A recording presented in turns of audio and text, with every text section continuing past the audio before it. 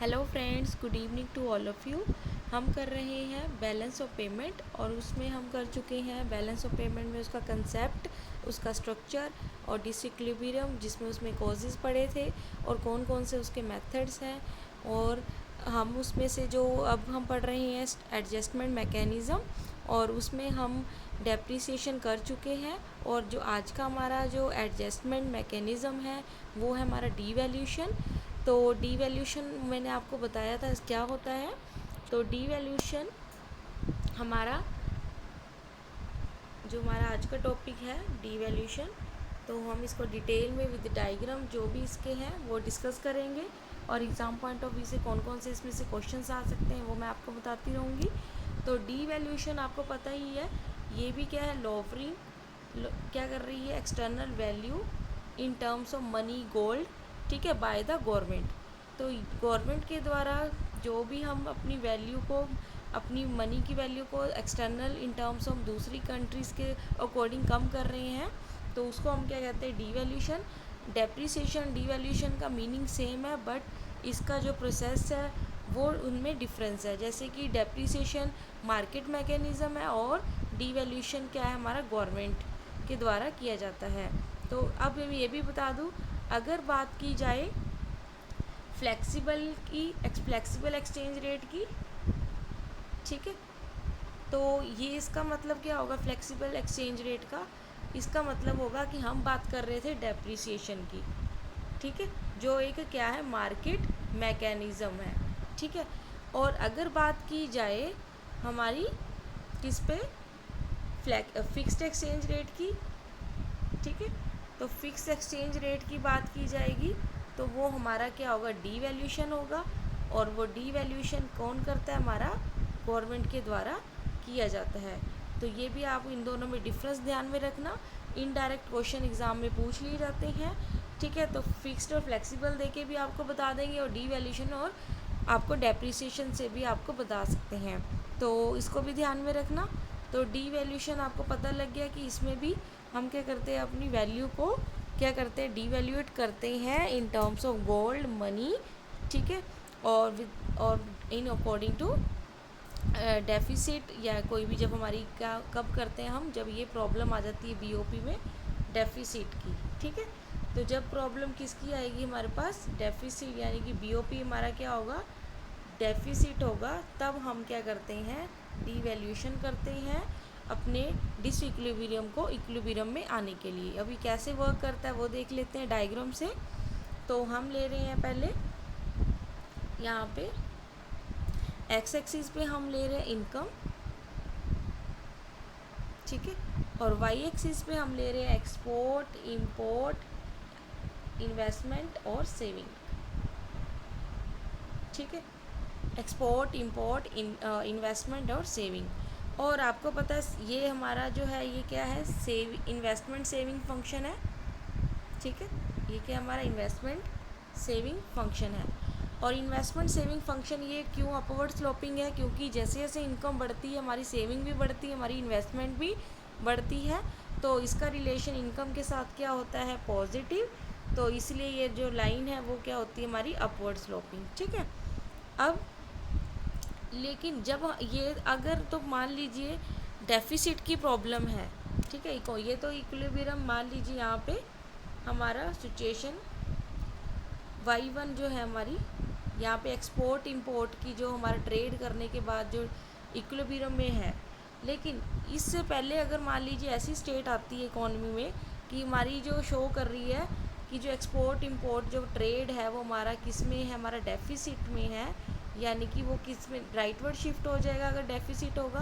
पहले इक्विलिब्रियम में था, अब ये E1 पॉइंट में शिफ्ट हो गया है, और जब ये E1 पॉइंट में शिफ्ट हो गया तो ये लाइन पे इनकम डिटरमिन हो गई, और यहाँ पे जो ये जो पॉइंट आ रहा है y, और E1 का जो ये है y E1, वो क्या है, हमारा डेफिसिट है। और इस डेफिसिट को रिमूव करने के लिए गवर्नमेंट क्या करेगी, डीवैल्यूशन करेगी, और डीवैल्यूशन के बाद हम फिर से अपने इक्विलिब्रियम पॉइंट में आ सकते हैं, ठीक है। तो ये हमारी लाइन क्या शो कर रही थी, डेफिसिट, जब हमारा ट्रेड बैकवर्ड हो गया। तो आपको मैं बता दूं कि जो गवर्नमेंट है, जो हमारी लीस्ट डेवलप कंट्रीज़ है, वहाँ पे आपको पता ही है कि डेफिसिट की प्रॉब्लम बहुत ही रहती है। और आपको पता है इकोनॉमिक जो रिफॉर्म थे 1991 के, उसमें भी हमने हमारी कंट्री गवर्नमेंट ने क्या किया था, डीवैल्यूएट किया था। कितने परसेंट किया था वो भी मैं बताती हूँ, 24 बिटवीन 20 to 24% उन्होंने गवर्नमेंट ने क्या किया था, डेफिसिट किया था अपने बीओपी बैलेंस को इक्विलिब्रियम लाने के लिए। ठीक है, तो 1991 की जो पॉलिसी आई थी आपको पता ही है कि वो कब आई थी, जब हमारे इकोनॉमिक क्राइसिस बहुत ज़्यादा हो गए थे। ठीक है, जो बीओपी हमारा डेफिसिट लॉन्ग टर्म जाता ही जा रहा था, और ये जो इंक्रीज़ हो रहा था, ये नेगेटिव में जो जा रहा था, इसका रेट ऑफ जो परसेंटेज था वो बहुत ही हाई हो रहा था। हम डेट की एक ट्रैप में फंस गए थे, और इससे आउटकम निकालने के लिए हमें 1991 की पॉलिसी लानी पड़ी। तो उसमें से एक हमने मेजर डीवैल्यूएशन भी किया था। ठीक है, और ऐसे ही जो सबसे पहले इंडिया ने जो हमारा डीवैल्यूट किया था वो 1949 में किया था। वो अगेंस्ट किसके किया था, पाउंड के। ठीक है, उस टाइम हमारा यूएस डॉलर नहीं था, तो पाउंड के अगेंस्ट हमने कितना डिवैल्यूएट, कितने रिडक्शन की थी, तो उस टाइम की थी हमने 30.5% जो थी हमारी रिडक्शन की थी। ठीक है, उसके बाद हम देख लेते हैं, ये तो अब मैं आपको बता देती हूँ कि जो डीवैल्यूशन है, जो ये हम करते हैं, ये प्रोसेस जो मैंने आपको अभी डायग्राम से बताया था, ये रिकवर तभी होगा, ये तभी पॉसिबल होगा जब इसकी कुछ कंडीशंस हैं, वो देख लेते हैं कि व्हेन डीवैल्यूशन इज़ सक्सेसफुल। ठीक है, कब हो सकता है ये, इसकी हम क्या कर लेते हैं कंडीशंस। फर्स्ट तो कंडीशन इसकी यही है कि जो डिमांड फॉर एक्सपोर्ट है वो क्या होनी चाहिए, हाईली इलास्टिक होनी चाहिए। ठीक है, इसका मतलब है कि जो इसका इफ़ेक्ट है तभी ये पॉसिबल होगा जो हाईली इलास्टिक होएगी। और उसी तरह जो हमारी डिमांड है, सेकंड कंडीशन इसकी क्या है, जो डिमांड फॉर इम्पोर्ट्स गुड्स की है वो भी हमारी क्या होनी चाहिए, हाईली इलास्टिक होनी चाहिए।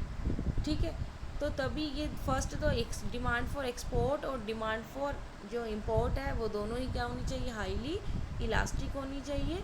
ये मैंने आपको कल भी बताया था कि कैसे हाईली इलास्टिक और लेस इलास्टिक का इफेक्ट पड़ता है हमारा डेप्रिसिएशन में, और सेम एज हमारा डीवैल्यूशन में भी पड़ता है। उसके बाद थर्ड जो इसकी कंडीशन है कि जो आफ्टर डीवैल्यूशन हमें अपने प्राइजेस को स्टेबल रखना पड़ेगा।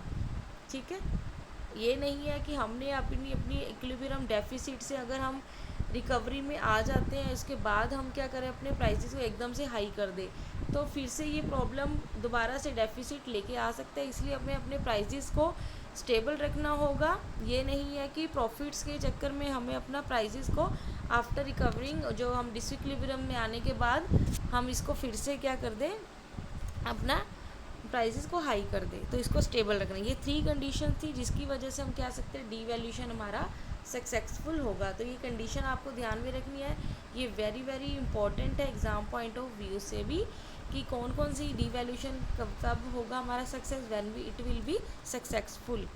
ठीक है, अब इसको इफ़ेक्ट को समझने के लिए इसकी 2 अप्रोचेज़ होती है, वो समझ लेते हैं। तो इफ़ेक्ट्स ऑफ डीवैल्यूएशन, ठीक है, तो इसके कौन कौन सी अप्रोचेज़ होती है वो मैं आपको बताती हूँ। फर्स्ट इसकी अप्रोच होती है इलास्टिसिटी अप्रोच।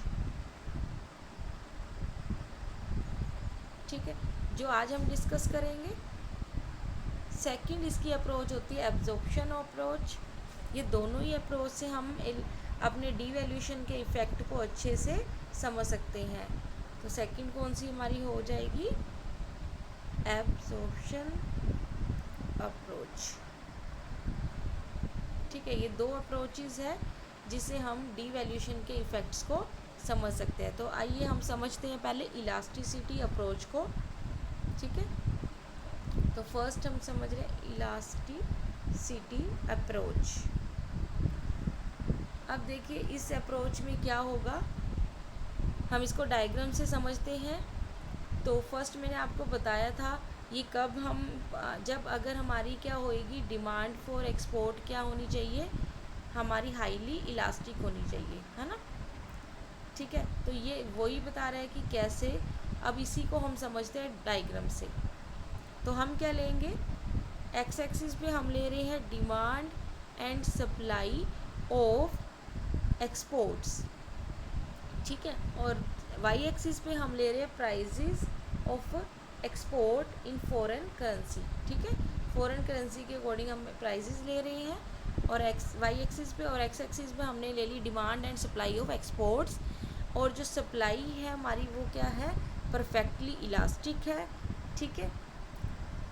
और अब देख लेते हैं इसका क्या इफ़ेक्ट पड़ता है, ठीक है। मान लीजिए सबसे पहले हम इस पॉइंट पे हैं, ठीक है, अभी हमारी जो ये आप स्लोप देखोगे वो क्या है, न्यूट्रल है, यानी कि इक्वल टू 1 है, जहाँ पे इसका इफ़ेक्ट जो होएगा जितना हम डिवैल्यूट करेंगे उतना ही होगा। अगर मान लीजिए इसी को हम स्लोप को, अगर ये क्या होएगी, स्टिपर होएगी, फर्स्ट केस हम दोबारा से समझाती हूँ डायग्राम में, कि हम पहले फर्स्ट केस ले लेते हैं स्टिपर का, ठीक है। तो यहाँ पे demand and supply of export, price of export, और यहाँ पे हमने ले ली, मान लीजिए जो हमारी इनइलास्टिक है, सप्लाई जो है वो क्या है, परफेक्टली इलास्टिक है, और ये हमारी स्टिपर स्लोप है डिमांड। अब इसको स्लोप को आपने ध्यान में रखना है, ठीक है। तो ये जो एक्सपोर्ट की डिमांड फॉर एक्सपोर्ट है, अगर ये क्या होएगी, हमारी स्टिपर होएगी। अब आप जो स्टिपर का क्या मतलब है, ये लेस इलास्टिक है, ठीक है। तो लेस इलास्टिक है तो इसका इफ़ेक्ट आप देख लीजिए, आपको पता लग जाएगा कि यहाँ पे था, अगर हम क्या कर देते हैं, इसको डीवैल्यूएट कर देते हैं, तो रेट ऑफ एक्सचेंज इतना था पहले, ठीक है। तो ये इस पॉइंट पे था, जो हमारा एक्सपोर्ट हो रहा था वो क्वांटिटी इस लेवल पे हो रही थी, और अगर हम डीवैल्यूएट कर देते यानी कि उसके बाद कितना इफ़ेक्ट पड़ेगा, ठीक है। हम R1 पे आगे डीवैल्यूएट करने के बाद, तो आप देखोगे जो एक्सपोर्ट है वो आपके बहुत ही रेयर ही इंक्रीज़ हो, जो एक्सपोर्ट में जो इंक्रीज़ आ रहा है, इंक्रीमेंट आ रहा है, वो कितना आ रहा है, बहुत ही लेस देन आ रहा है, यानी कि ये लेस इफ़ेक्टिव है, ठीक है। इतना ज़्यादा इस पर इफ़ेक्ट नहीं पड़ेगा जितना हमने डीवैल्यूएट करा है, ठीक है।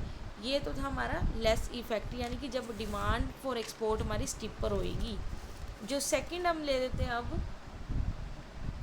केस, जब ये डिमांड फॉर एक्सपोर्ट क्या होएगी, हमारी हाईली इलास्टिक होएगी, यानी कि ग्रेटर देन 1 होएगी, ठीक है। ग्रेटर देन 1 के लिए, यानी कि जैसे इसको हम ले ली ग्रेटर देन 1, ग्रेटर देन 1 के लिए यानी कि ये इलास्टिक होएगी, ये स्लोप हमारी फ्लैटर होएगी, जितना फ्लैटर कर्व होएगा उतना ही क्या होएगा, आपका जो इलास्टिसिटी होएगी वो आपकी रेट ऑफ एक्सचेंज, देखिए यहाँ पे पहले इतना था, अब मान लीजिए आपने रेट ऑफ इंटरेस्ट जो डिवैल्यूशन करने के बाद क्या हो गया, हमारा गिर गया, ठीक है। प्राइजेस जो है एक्सपोर्ट के वो गिर गए, जिससे हमारी डोमेस्टिक कंट्री में प्राइजेस फॉल होने से हमारी डोमेस्टिक कंट्री की प्रोडक्शन इंक्रीज़ हुई, तो डिवैल्यूशन किया, और इसमें देखोगे एक्सपोर्ट आपके कितने ज़्यादा इंक्रीज़ हुए हैं, थोड़े से यानी कि flatter the curve more the export, और more the export it means ये जो BOP है, डेफिसिट है, वो प्रॉब्लम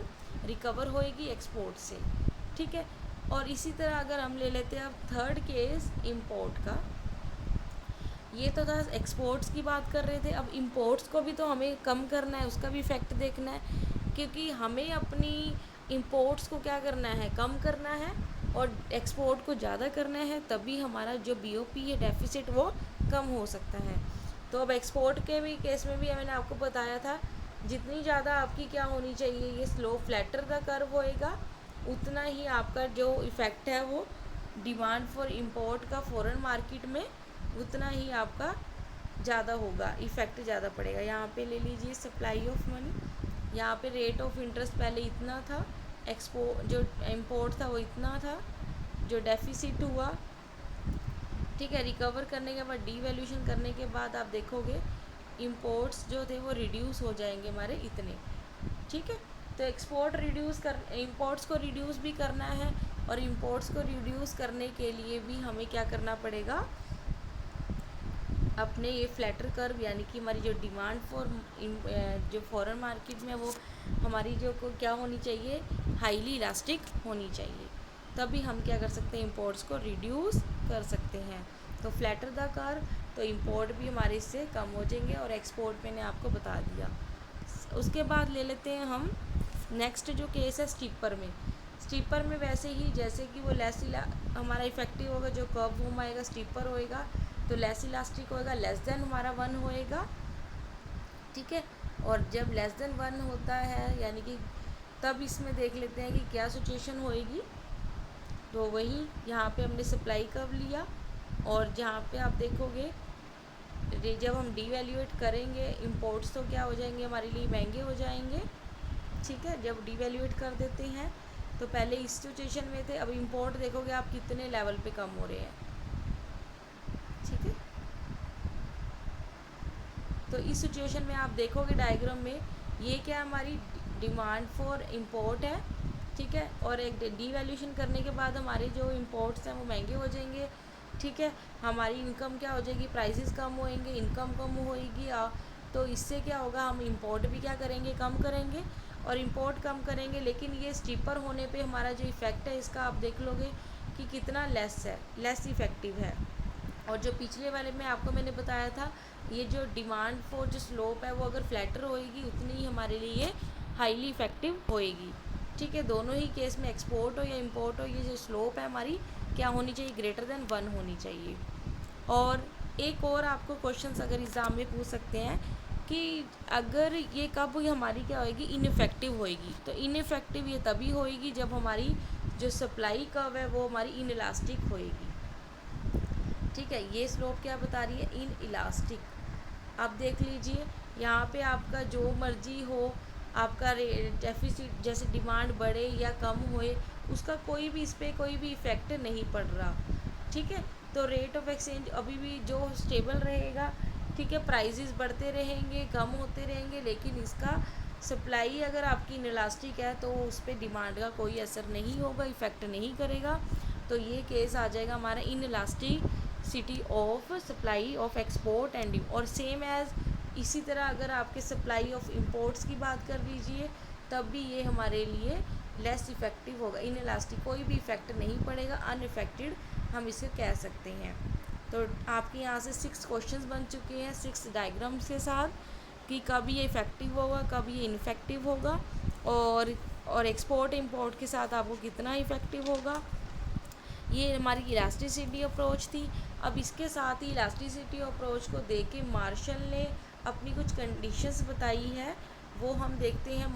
मार्शल लर्नर्स जिसको हम कंडीशन कहते हैं, ये भी बहुत इम्पॉर्टेंट है। तो इसकी कंडीशंस भी आपको ध्यान में रखनी है, ये भी बहुत इम्पॉर्टेंट है। तो फर्स्ट इसकी कंडीशन तो यही इन्होंने जो कंडीशंस बताई है कि बीओपी जो हमारा कब बेनिफिट होगा, कब इफ़ेक्टिव होगा, कब फेवरेबल होगा।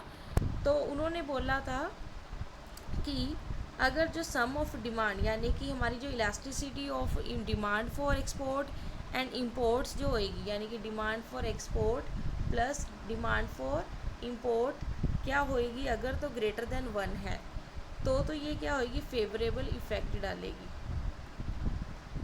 ठीक है। तो इससे ये जो हमारा बीओपी है वो क्या होएगा, इम्प्रूव होगा, ठीक है। और सेकंड कंडीशन उन्होंने बताई थी मार्शल लर्नर की जो है, अगर तो सम ऑफ डिमांड फॉर जो इंपोर्ट्स है और एक्सपोर्ट है वो अगर आपका क्या होता है इक्वल टू 1 होता है तो ये यूनिटी है कि कोई भी चेंज नहीं, नो चेंज। ये क्या शो करता है, नो चेंज, कि कोई इफेक्ट नहीं पड़ेगा बीओपी में, जो स्टेबल रहेगा जितना पहले था उतना ही रहेगा। और अगर थर्ड उन्होंने बता रखे है demand for export plus demand for जो सप्लाई है इंपोर्ट की वो क्या होएगी आपकी लेस देन 1 होएगी, तो ये क्या होएगा, वर्स इफेक्ट डालेगा, यानी कि यहाँ पे इम्प्रूवमेंट की जगह हमारा ये डाउन होता जाएगा और बीओपी जो डेफिसिट है वो इंक्रीज़ होता जाएगा, बढ़ता जाएगा। ये बहुत ही ज़्यादा हमारे लिए इकॉनमी के लिए, हमारी जीडीपी के लिए बहुत ही ज़्यादा हार्मफुल रहेगा। तो ये 3 कंडीशन थी, मार्शल लर्नर जिसे कंडीशन कहते हैं, ये भी एग्ज़ाम पॉइंट ऑफ व्यू से थी इम्पॉर्टेंट। और जो हमने अब हम नेक्स्ट वीडियो में हम करेंगे हम इसकी एब्जॉर्प्शन अप्रोच और उससे पहले हम कर लेंगे जे कर्व इफेक्ट, ठीक है।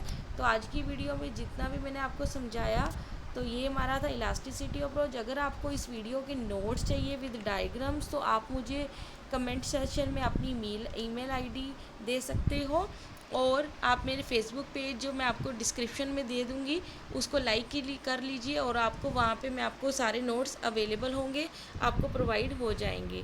ठीक है, तो आज के लिए इतना ही। Thank you.